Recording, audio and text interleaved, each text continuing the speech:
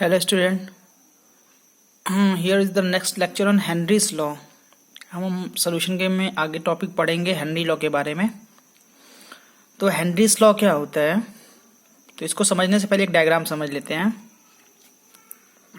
यहाँ पे एक सॉल्यूशन बनाया गया है। सॉल्यूशन में क्या लिया गया है, एक लिक्विड लिया गया है और उस लिक्विड में गैस को डिसॉल्व कर दिया है, तो उसी को कह रहे हैं गैस इन लिक्विड। तो यहाँ पे क्या है, गैस और लिक्विड का एक सॉल्यूशन बना हुआ है और इसमें जो गैस इवोपरेट करेगा, यहाँ पे गैस है। तो यहाँ पे एक सॉल्यूशन लिया गया है। इस सॉल्यूशन में नीचे क्या है, गैस इन लिक्विड है और ऊपर क्या है, गैस है। अब आते हैं हेनरीज लॉ पे। तो हेनरीज लॉ क्या है, it is the effect of pressure on the solubility of gas in liquid. तो ये जो ऊपर गैस है, ये नीचे क्या है, ये पूरा हमारा सॉल्यूशन है और इस सॉल्यूशन के ऊपर गैस के पार्टिकल्स हैं। अब ये गैस के पार्टिकल्स क्या करेंगे, रैंडम मोशन करेंगे, वॉल ऑफ द कंटेनर से टकरा रहे होंगे, इस लिक्विड के सरफेस से टकरा रहे होंगे, तो एक प्रेशर क्रिएट कर रहे होंगे। तो इस गैस का जो प्रेशर है ये डिफाइन करेगा कि ये गैस इस लिक्विड में कितना डिसॉल्व कर सकता है। तो वही लिखा है यहाँ पे कि इफेक्ट ऑफ प्रेशर, इस गैस का जो प्रेशर है, ये जो ऊपर गैस है इसका जो प्रेशर है on the solubility of gas in liquid. तो ये किससे हम लोग स्टडी करते हैं, हेनरीज लॉज पे। तो यहाँ पे क्या लिखा है, फॉर्मूला है कि mass of a gas dissolved by a given volume of a liquid.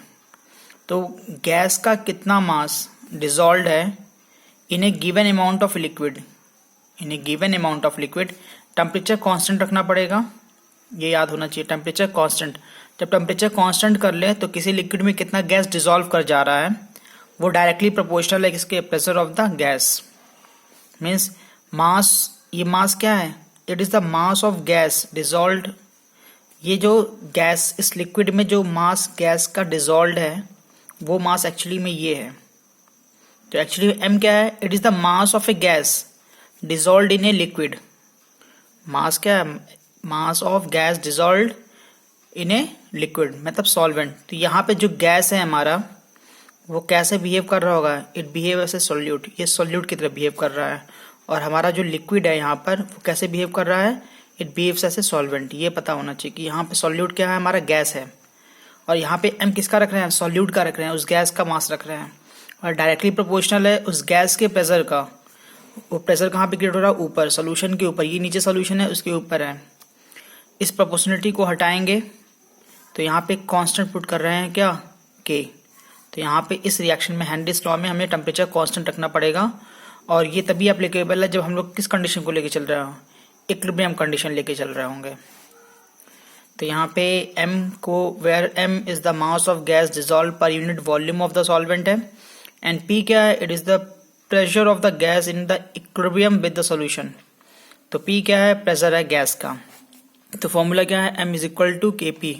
अगर इस इक्वेशन से इक्वेट कर दे y is equal to mx से और एक ग्राफ प्लॉट करें y एक्सिस पे, ये देखिए y एक्स, ये y है, y पे सामने क्या है m, तो y एक्सिस पे m को रखा गया है और x एक्सिस पे किसको रखा गया है, p को रखा गया है। तो हमें पता है y is equal to mx का ग्राफ कैसा होता है, straight line passing from the centre, centre से एक स्ट्रेट लाइन पास होता है, तो straight line passing from the centre. और यहाँ पे k क्या है, m क्या होता है, स्लोप होता है। तो इस ग्राफ का जो स्लोप होगा वो क्या प्रोवाइड करेगा, k वैल्यू।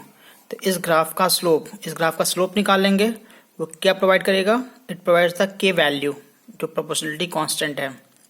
यहाँ पे एक बात और लिखा है कि जो m increases S p increases, जैसे जैसे हम लोग p को बढ़ाएंगे, मतलब अगर ये जो गैस है अगर इसका प्रेशर ऊपर से बढ़ाना स्टार्ट कर दे, अगर हम ऊपर से दबाना स्टार्ट कर दे तो क्या होगा, जो mass of the gas dissolved है यहाँ पे वो क्या होगा, इंक्रीज होगा।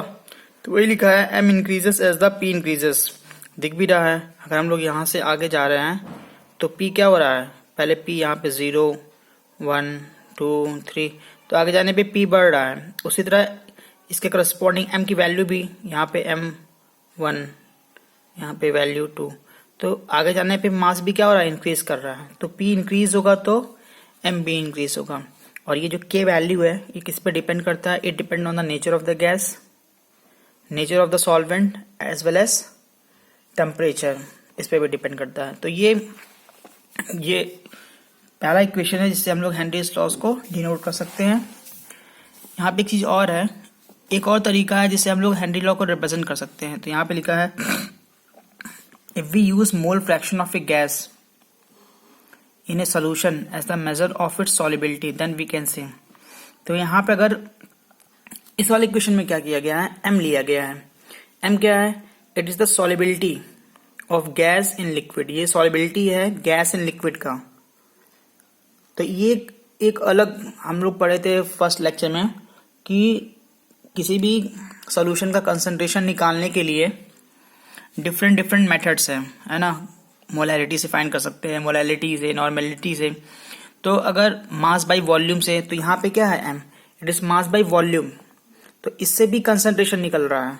लेकिन अगर हम लोग इसी कंसंट्रेशन को मोल फ्रैक्शन के टर्म में निकालना चाहें तो if we use mole fraction, अगर हम लोग मोल फ्रैक्शन के टर्म्स में निकालना चाहें और किसका, गैस का, in a solution as a measure of it solubility, मतलब अगर हम सॉल्युबिलिटी को, किसकी सॉल्युबिलिटी, गैस इन लिक्विड में, अगर उसकी सॉल्युबिलिटी को अगर हम लोग मोल फ्रैक्शन के टर्म्स में कहना चाह रहे हैं तो उस हेनरीज लॉस को हम लोग कैसे रिप्रेजेंट करेंगे?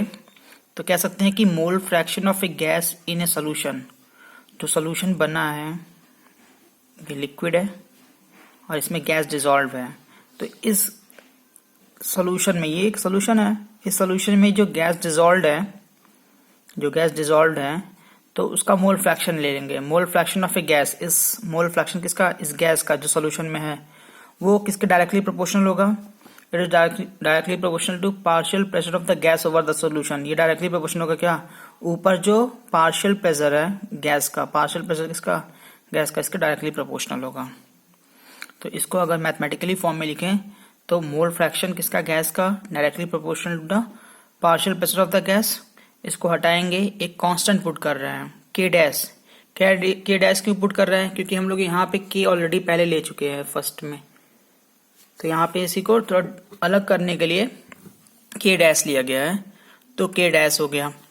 तो अगर इसको रीअरेंज करें, पी को यहाँ कर दे, इसको यहाँ पे लेके आएंगे तो यहाँ पे 1/k डैश हो जाएगा। तो 1/k dash into mole fraction कह सकते हैं। चलिए, तो P 1/k डैश को हम लोग क्या कह रहे हैं, KH कह दे रहे हैं, क्योंकि 1 एक कांस्टेंट है, K डैश भी एक कांस्टेंट है। दोनों को डिवाइड करेंगे, एक नया कांस्टेंट आएगा दैट इज KH, और ये X है गैस का। KH क्या है? इस KH को हम लोग कहते हैं हेनरी लॉ कांस्टेंट, और ये इक्वेशन किसका है, हेनरीज लॉस का है। तो ये हेनरी लॉ है in terms of mole fraction. It is the Henry law in terms of mole fraction की P is equal to KH into X। KH is Henry law constant, और KH की value भी किस पे depend करता है? It depends on the nature of the gas and as well as the temperature, दोनों पे डिपेंड करता है। अगर इसका ग्राफ प्लॉट करें मोल फ्रैक्शन टर्म्स प्रेशर में, तो ये भी किससे, y is equal to mx से मैच कर रहा है। y एक्सिस पे p को, x एक्सिस पे x को यहाँ पे रखा गया है। Mole fraction, x is the mole fraction and y p, तो ये भी क्या निकल रहा है, y is equal to mx का ग्राफ कैसा होता है, straight line passing from the centre. यहाँ पे एक नोट पॉइंट करने लायक है क्या, different gases have different value at a same temperature. जो डिफरेंट गैसेस होंगे have different KH value at a same, मतलब एक ही टेम्परेचर पर, एक टेम्परेचर पे डिफरेंट गैसेस के डिफरेंट KH वैल्यू होते हैं।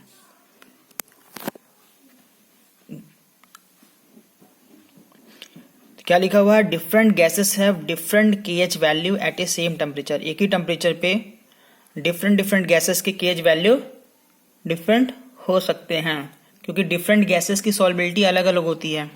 आप समझ भी सकते हैं, अगर सपोज यहाँ पे लिखा है P is equal to KHX, if P constant, अगर हम लोग P कांस्टेंट कर दें, अगर हम लोग P को कांस्टेंट कर दें, ये कांस्टेंट कर दें, तो ये दोनों वैल्यू क्या होगा, आपस में ऐसे मैनेज करेंगे कि ये वैल्यू कांस्टेंट रहे। अगर x is something solubility, x क्या है, सॉल्युबिलिटी है, अगर इसकी वैल्यू बढ़ाएंगे तो KH की वैल्यू क्या होगा, घटेगा। क्यों? क्योंकि P को क्या करना है, कांस्टेंट करना है। आ रहा समझ में। उसी अगर सॉल्बिलिटी को हम लोग घटा रहे हैं या मोल फ्रैक्शन को घटा रहे हैं तो केएच की वैल्यू क्या करेगा, इंक्रीज करेगा।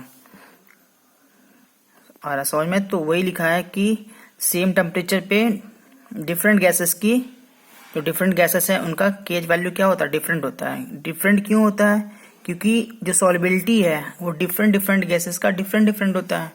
इसके पहले पढ़ चुके हैं कि पोलर सॉल्वेंट, पोलर पोलर में, नॉन पोलर में, डेट वाइज। नेक्स्ट, तो यहाँ पे कुछ नोट पॉइंट है। केएच जो हेनरी लॉ कांस्टेंट है और जो solubility of gas in a liquid है, दोनों में रिलेशन क्या है, इनवर्स रिलेशन है। इनवर्स मीन्स अगर केएच वैल्यू बढ़ाएंगे तो सॉल्बिलिटी क्या होगा, डिक्रीज करेगा। कब, जब पी कांस्टेंट रख रहे हैं। अभी को पीछे देखे भी हैं कि P इज इक्वल टू के एच एक्स। एक्स क्या है, एक्स को हम लोग मोल फ्रैक्शन कह रहे हैं। एक्स क्या मोल फ्रैक्शन है, अगर हम लोग हेनरीज लॉ में पढ़ रहे हैं, लेकिन एक्स को एक टर्म से और बता सकते हैं क्या, इट इज द सॉल्बिलिटी। ये सॉल्बिलिटी भी को भी डिनोट करता है किसका, गैस का इन लिक्विड में। तो अगर हम लोग केएच वैल्यू बढ़ा देंगे, यहाँ पी कांस्टेंट रखे, मतलब ये वैल्यू कांस्टेंट रखना हमको, और केएच वैल्यू अगर इंक्रीज कर रहे हैं तो ये अपने आप को क्या करेगा, डिक्रीज करेगा, ताकि ये वैल्यू क्या हो, कांस्टेंट हो। तो दोनों में कैसा रिलेशन है, इनवर्स रिलेशन है। सेकंड क्या है, सेकंड इक्वेशन की जो केएच हेनरी लॉ कांस्टेंट है वो टेम्परेचर के डायरेक्टली प्रोपोर्शनल होता है। मतलब टेम्परेचर अगर हम बढ़ा देंगे तो केएच वैल्यू बढ़ जाएगा, टेम्परेचर बढ़ाएंगे केएच वैल्यू बढ़ जाएगा, और अगर केएच वैल्यू बढ़ गया तो सॉल्बिलिटी क्या होगा, डिक्रीज कर जाएगा। तो ये इक्वेशन फर्स्ट है, इक्वेशन सेकंड है। दोनों को अगर मर्ज करते तो हम कह सकते हैं क्या, सॉल्बिलिटी और टेम्परेचर में क्या रिलेशन है, टेम्परेचर बढ़ाने पे सॉल्बिलिटी क्या होता है, घटता है। टेम्परेचर बढ़ा देंगे सॉल्बिलिटी क्या होगा, डिक्रीज कर जाएगा। इसका मतलब हमारे पास दो वाटर है, एक वाटर ये है और एक वाटर ये है, और अगर ये हॉट वाटर है और ये कोल्ड वाटर है तो किसमें ज़्यादा ऑक्सीजन डिजॉल्व होगा, इसमें ज़्यादा ऑक्सीजन डिजॉल्व होगा, हाई, और इसमें क्या होगा, लो ऑक्सीजन होगा। क्यों, यहाँ पे लो ऑक्सीजन क्यों होगा, क्योंकि यहाँ पे टेम्परेचर क्या ज़्यादा है। टेम्परेचर ज़्यादा है तो सॉल्बिलिटी क्या होगा, डिक्रीज कर जाएगा, और सही भी है। और यहाँ पे क्या है, टेम्परेचर लो है तो इससे क्या हो रहा है, ऑक्सीजन जो सॉल्बिलिटी है वो क्या हो जा रहा है, ज़्यादा हो जा रहा है। तो यहाँ पे लिखा डैट इज, अगर टेम्परेचर लो है, अगर टेम्परेचर क्या कर दिए हैं, अगर लो कर दिए हैं तो सॉल्बिलिटी क्या हो जाएगा, सॉल्बिलिटी हाई हो जाएगा, सॉल्बिलिटी इंक्रीज कर जाएगा। और इसका यूज़ कहाँ मिलता है, ड्यू टू दिस रीज़न जो एक्वाटिक स्पीसीज हैं, जो एक्वाटिक स्पीसीज है, जो फिश होते हैं, are more comfortable in the cold water rather in the warm water. तो वो लोग कहाँ पे ज़्यादा रहना पसंद करते हैं, कोल्ड वाटर में, then in the warm water. क्यों, कोल्ड वाटर में क्या होगा, जो ऑक्सीजन की सॉल्बिलिटी है वाटर में वो क्या होगा, हाई हो जाएगा।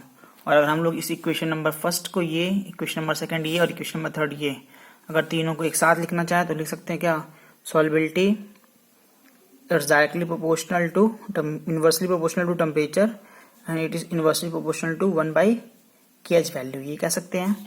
तो ये पूरा था हेनरीज लॉ। हेनरीज लॉ में हम लोगों ने दो इक्वेशन पढ़ा, उनका रिलेशन कैसे है ये देखें। अब एप्लीकेशन कहाँ कहाँ पे है, तो पहला एप्लीकेशन है इन द सॉफ्ट ड्रिंक्स। हम लोग सॉफ्ट ड्रिंक्स में यूज़ करते हैं इसका। तो सॉफ्ट ड्रिंक्स जो कोल्ड ड्रिंक पीते हैं तो वहाँ पे यूज़ क्या होता है, to increase the solubility of CO2 की सॉल्बिलिटी को बढ़ाने के लिए। कब, bottle is sealed under high pressure, जब हम लोग बॉटल को सील करते हैं हाई प्रेशर में, तो जब हाई प्रेशर देंगे तो क्या होगा, CO2 की जो सॉल्बिलिटी है वहाँ पे इंक्रीज कर जाएगा। और सेकंड कहाँ पे यूज़ करते हैं, tanks use by the scuba diverse.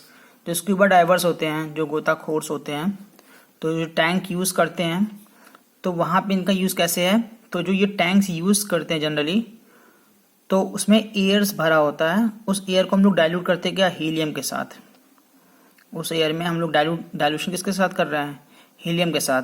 तो यहाँ पे कुछ कंसंट्रेशन है जो इम्पॉर्टेंट है, 11.7% हीलियम यूज़ करते हैं, 56.2% नाइट्रोजन एंड 32.1% ऑक्सीजन यूज़ करते हैं। और इस टैंक में हीलियम यूज़ कर रहे हैं, तो यहाँ पे रीज़न लिखा है, टैंक्स आर यूज्ड, टैंक्स हम लोग क्यों यूज़ कर रहे हैं, in order to avoid from, किस लिए, बेंड्स। तो एक हो गया बेंड्स से बचने के लिए हम लोग ये यूज़ कर रहे हैं। और सेकंड लिखा है toxic effect of the high concentration of nitrogen in the blood. Blood में नाइट्रोजन का कंसंट्रेशन ना बढ़ जाए, इसके वजह से भी हम लोग क्या कर रहे हैं, क्योंकि नाइट्रोजन का टॉक्सिक इफेक्ट होता है हमारे ब्लड में, तो इनका कंसंट्रेशन इंक्रीज ना कर जाए ब्लड में, इसके वजह से। और बैंड्स क्या होता है, तो यहाँ पे लिखा है it is the medical condition in which the capillaries of the blood is blocked. इसमें जो ब्लड की कैपिलरीज होती हैं वो ब्लॉक हो जाएगा, तो अगर ब्लड की कैपिलरीज ब्लॉक हो जाएगा तो इंसान का डेथ हो सकता है। एक्चुअली में होता क्या है, जैसे जैसे हम लोग सी वाटर के लेवल से नीचे जाएंगे तो प्रेशर बढ़ेगा, तो अगर प्रेशर बढ़ेगा और हम लोग हीलियम नहीं यूज़ कर रहे हैं तो जो नाइट्रोजन है, जो ऑक्सीजन है, उनकी जो सॉल्बिलिटी है हमारे ब्लड में वो इंक्रीज करेगा नीचे जाने पे। और जैसे ही हम नीचे से ऊपर आना स्टार्ट करेंगे तो हम लोग लो प्रेशर से क्या आ रहा है, हाई प्रेशर पे आ रहे हैं। नीचे जो हाई प्रेशर था उसे लो प्रेशर ऊपर आ रहा है, तो लो प्रेशर जोन हो जाएगा, तो जो गैस डिजॉल्व है नाइट्रोजन ऑक्सीजन वो क्या करेंगे, अब उनकी सॉल्बिलिटी डिक्रीज होना स्टार्ट होगा, तो वो गैस के फॉर्म में लिबरेट होंगे। अब क्योंकि नाइट्रोजन का साइज का पार्टिकल क्या होता है, बड़ा होता है, तो ब्लड कैपिलरीज को ब्लॉक कर सकते हैं। तो उस कैपिलरीज से ब्लॉक से बचने के लिए हम लोग क्या थोड़ा सा डायल्यूशन करते हैं, किसके साथ, हीलियम के साथ। और एक और इसका यूज है हेनरी लॉ का, एट ए हाई एल्टीट्यूड पे। हाई एल्टीट्यूड पे क्या है, जब हम लोग हाई एल्टीट्यूड पे जाते हैं तो जो प्रेशर है वो क्या हो रहा है, डिक्रीज हो जाता है। तो अगर पी डिक्रीज हो जाएगा तो जो सॉल्बिलिटी है ऑक्सीजन का ब्लड में वो क्या हो जाएगा, वो घट जाएगा। अरे भाई ऊपर जाएंगे तो पी क्या कर रहा है, घट रहा है। अगर प्रेशर घट रहा है तो जो सॉल्बिलिटी है ऑक्सीजन का वो घट जाएगा, और अगर ये घट जाएगा तो जो क्लाइंबर्स है, जो चढ़ाई कर रहे हैं, वो वीक महसूस करेंगे, क्योंकि उन्हें ऑक्सीजन सप्लाई नहीं मिलेगा। ऑक्सीजन नहीं मिलेगा तो एटीपी का फॉर्मेशन नहीं होगा उनके बॉडी में, तो वीक महसूस करेंगे। और अगर वीक महसूस करेंगे तो अनेबल टू थिंक, कुछ सोच नहीं पाएंगे। और ये जो सिम्टम्स आता है इसी को बोलते हैं anoxia, that is called anoxia. Thank you.